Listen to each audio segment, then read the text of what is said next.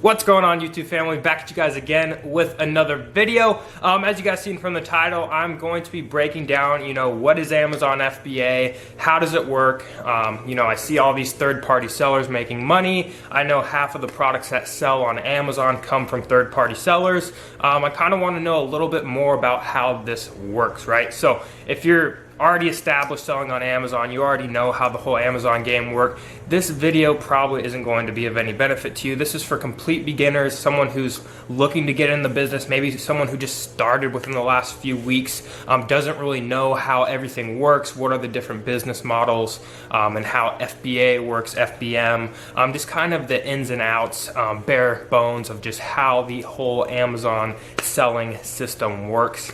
So if you're new, you're definitely going to want to watch this video. I'm going to break down the 4 business models people use to make money on Amazon. I'm going to describe, what is FBA, what is FBM. I'm going to describe just some different type of business models and strategies so you guys can kind of know, what is wholesale, what is private label, what is retail arbitrage, and just kind of know these terms, how they work, and how you guys can make money for it. So again, new to the channel, I make tons of great Amazon content, so be sure to hit that subscribe button. But we're going to hop on into my computer and I'm going to break down all these different things for you guys. All right, guys, let's jump into this. I just went on Google Docs, kind of broke down each and everything I want to go over in this video. So we're just going to start from the top, okay? A lot of new people who don't know what selling on Amazon is, they hear these terms FBA, FBM, and they kind of mean 2 different things and 2 different ways Amazon works and 2 different ways you can actually sell. So I want to start off by going over what is FBA, what does it stand for, and how does it work? Well, it stands for Fulfilled by Amazon, okay? And what this means is whenever you're getting products that you want to sell on Amazon and you're using the FBA program, right?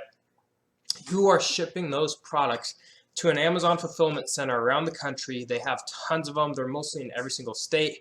And depending on where Amazon wants your products to go, that is the fulfillment center they're going to have you ship your products to. Okay, and what happens when your product gets there?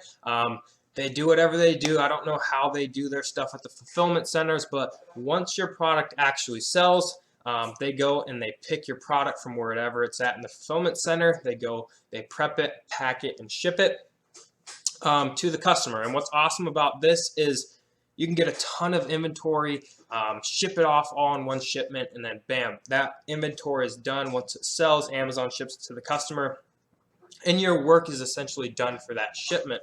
Whereas if you're selling on, like, let's say eBay, once you get a sale, you have to pack it, ship it yourself, print the shipping label. Amazon covers all that for you with FBA, right? And they also handle all your returns. For the most part, they handle a lot of customer service. Sometimes you'll have buyers message you, but for the most part, FBA is just a really great program because it's super scalable, because you're basically cutting out half of an e-commerce business, right?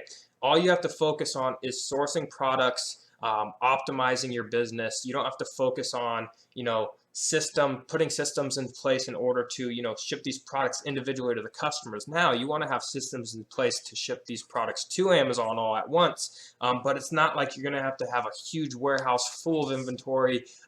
When something sells, you have to go grab one of them, bring it back, ship it. No, Amazon does all that for you with FBA. So that's one of the really awesome things about the FBA program. And another awesome thing is you can be selling from outside of the United States. You could be living in Canada or Europe or wherever it is, and you can actually be selling products in the United States because of the FBA business model. You don't have to be here shipping stuff to the customers. You're not going to have to charge an absurd amount of shipping because your products are already here in the United States at a fulfillment center. It's just a lot of benefits to the FBA program. Another one is there's something called the buy box, and when you're FBA, I'm sure you guys see the Prime logo. Everyone has a Prime membership. You have to be FBA to be considered Prime, right? If you're fulfilled by merchant, you're not Prime. So 99% out of 100 times almost, the Prime seller is going to get the sale over an FBM seller. And that Prime seller can oftentimes charge a little bit more and still get the buy box, which is another topic for another video, but just kind of giving you guys a rundown. Now, what is FBM, right? That is fulfilled by merchant. Okay, and what this means is you're doing all the shipping yourself, right? When a customer orders your product, you're going to pack it, ship it, print the label off, and send it to the customer. You're going to handle your own returns. Amazon's not going to handle any of that for you. Now, one benefit to FBM is the fees are less. You don't have to pay fulfillment fees. It's still, with FBA, it still kind of works out better because you can oftentimes acquire a higher price. But with Fulfill by Merchant, fees are a little bit less, but you're kind of paying a little bit more in fees to, have Amazon do all that legwork for you. So FBM, Fulfilled by Merchant, you, the third-party seller or the merchant, you are fulfilling this product. Let's say you sold this iPhone. I'm going to go package it, print the shipping label, and ship it off to my customer. Okay. Now, I want to go over the 4 business models that you probably see all over the internet. I'm sure you see a bunch of different ads popping up. Sell on Amazon, sell on Amazon. Look at my students, right? But what happens is, there's more than one way to make money on Amazon. I use a lot of these different business models to make money, right? You might be seeing ads teaching private label. You might be seeing YouTube videos teaching one business model, but you can make money with every business model. You don't have to just stick to one, right? I do recommend having a strong business model that is your strong point in your business, right? So maybe wholesale is your strong point, but a lot of large sellers, let's say a big wholesale seller, a lot of times they start having their own private label products. So now, they might be 80% wholesale, 20% private label. So implementing different business models is just an awesome way to scale. Different business models offer a little bit different profit margins, so it's a way to keep your business a bit healthier and just things like that. But I want to go from the beginning. So retail arbitrage, this is probably the easiest business model to get started with. Basically all you do, it's the practice of, going to retail stores, big box stores like Walmart, Target, Best Buy, Kohl's, discount stores like Marshall's, Ross, TJ Maxx, Burlington Coat Factories. You might be hitting the outlet malls, and basically finding products at a discount or cheap enough to where you can sell it for a markup on Amazon and make a profit. Now, the downfalls, the great thing about this business model is anyone can get started with it. You can get going pretty quickly, but there is one downfall, right? When you're beginning to sell on Amazon, they restrict you from a ton of different brands. So you're pretty much limited to what you're able to sell, right? So if I'm getting started with retail arbitrage, just signed up, you're not going to be able to see me going out and selling Transformers toys or Disney princess toys right off the bat, okay? You either have to get invoices to get ungated from a wholesaler, or you have to start building up your selling account and your selling metrics to where stuff will start opening up eventually, slowly, right? And you just really never know which brands are going to start getting ungated, right? There's been people who get Nike ungated, right? But then there's been people who sell for 2 years, have done great numbers, great selling metrics, but they never get Nike ungated. So you really don't know when you're going to get ungated for certain things. So that is the downfall of retail arbitrage. It kind of limits you to what you're allowed to sell, the brand you're allowed to sell, and the products you're allowed to sell. So, but it's a great way to, get your feet wet in the business, start making some money, learn how the Amazon platform works, get some sales under your belt, and stuff like that. It's how I got started, right? Next is going to be online arbitrage, right? It's basically the same practice, but instead of going to actual physical stores, you are actually going online, going to Walmart.com, Target.com, or any website online, finding products that you can make a profit on and flipping them on Amazon. Now, online arbitrage is like a science, I like to call it, because I'm not good at online arbitrage. If I told you I was, I'd be lying. I've given it a shot. There's too many moving pieces for me to figure stuff out to be able to really get good at it, right? But some people are great at it. And the reason why it's a little bit trickier is because some people know different ways of finding coupons, stacking it with discount gift cards, stacking it with online sales, and just cashback websites. They find all these different ways to stack discounts to really drive their buy cost down. So if someone like me is just finding an item on clearance, and another guy who's really good at online arbitrage and knows how to find all these discounts and drive that price down, they're going to be able to beat me on sales price on Amazon, which makes it a lot more competitive, harder to profit. And typically with online arbitrage, there's a lot of softwares that can pretty much do the work for you, finding the products. So you have to think, how many people are out there doing online arbitrage with these softwares. A lot of them are finding the same exact products, and that causes people to drive down the prices on Amazon because the supply is so heavy and the demand isn't as heavy as the supply coming in from all the online arbitrage sellers. So sellers start to panic, they start to tank the price, and a lot of times these products become unprofitable. Whereas, someone who's good at stacking these discounts, they might have got it for 20% cheaper than you, right?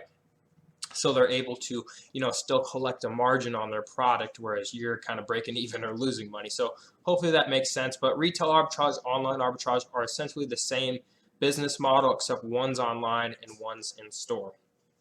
Okay, next is going to be private label. Definitely my favorite business model by far. And this is a practice of, creating and branding your own products, right? And when I mean creating, you're not actually, going and designing your own product like the iPhone, right? What we do is, some people do that. They create their own products, they design their own products, they get patents, design patents and stuff like that. But if you're just starting out, that's kind of really complicated, right? Because you have to get engineers to design your product. You have to find manufacturers who actually manufacture that product, so on and so forth, right? What I like to do is I find products that are already selling, right? It could be, I'm not saying sell a notepad, but a notepad, right? Let's say this notepad is selling extremely well, right? And I analyze the market and I see that there's potential for me to come into that market and start pulling some of the sales for myself and make money, right? So what I want to do is I want to go find a manufacturer, typically in China, that is making these notepads, right? So either the same, kind of the same exact thing or extremely similar, and I like to try to find ways that I can change it up a little bit, make it a little bit different, maybe increase the quality. And what I do is I brand that notepad as my own brand. So I come up with my own brand, I get a trademark for my brand, and I start finding products that are selling and I brand them as my own. You'll see tons of brands and stores that do this, like even Target has their own private label brands, Walmart has their own private label brands, a lot of grocery stores have their own private label brands. You guys ever notice when you go into a gas station, you find a drink or a water jug or something like this, and then you go to a different type of gas station and they have the same exact bottle, but it just has a different label on it. That's basically private label, right? And this is a bit more complicated than how I'm describing it. Obviously, there's a lot more to it. Analyzing markets, launching your product, optimizing your listings, trying to drive costs down as much as possible to make as much profit. But that is essentially what the private label business model is. In a nutshell. Next is going to be the last and final business model that you're probably seeing online, and that is going to be wholesale, right? Great way to make money. Typically your margins are a little bit smaller, but you're able to find, tons of different brands and products to sell. And what you do with wholesale is you get your resale certificate, you set up your business, you get your tax ID number, all this different stuff to where you can start going to brands directly or distributors and purchasing name brand products, like let's say this coffee right here, right? Let's say I'm selling this coffee, okay? Nescafe, right? Let's say I'm ordering this from a distributor at a wholesale price, maybe 50% off of retail. Let's say I'm getting it for 10 bucks, it's selling on Amazon for 20. After, $6.50 of fees, I might be profiting a $3.50 net profit, right? So that's kind of how wholesale works. You can go to these distributors who have tons of different brands. They represent a ton of different brands, and you can start going through their product catalogs, start running the numbers from the distributor to Amazon, seeing which products you can make a net profit on, and then purchasing those products from the distributor, sending them to Amazon, and start selling them. Okay, again, you can start working with brands directly. Typically, if you're going to work with the brand directly, it's going to be smaller brands, because these larger brands, they don't even sell direct to consumer. They only deal with distributors, right? If you're dealing with a lot smaller of a brand, which isn't, trust me, there's a lot of small brands that sell very well on Amazon, and it's awesome to have that direct relationship with them. And it's just easier to build a relationship with a brand that way. But those are the two different ways. Some people buy closeouts, liquidations, which I don't know enough about buying liquidation and closeouts. It's a bit risky, but ordering from distributors and brands directly is going to be how the wholesale business model works. But that's going to be it, guys. Those are the 4 business models and the 2 ways people are actually selling on Amazon.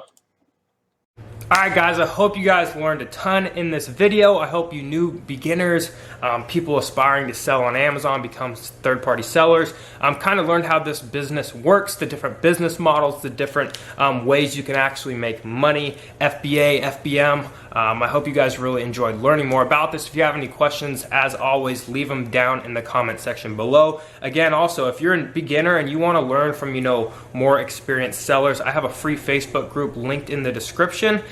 Be sure you guys go in there and join that. It's completely free. It's just a community of sellers, some advanced, some beginners, some intermediates, of just people who like to chat on a daily basis, kind of throw out, ask questions. It's just a great place to learn. You might run into a little problem on Amazon and you need to find an answer for it. Head into the Facebook group, post a question, either myself, some of the other awesome members in there will be sure to get it answered for you. It's just a really great way to learn. So if you haven't joined already, be sure to.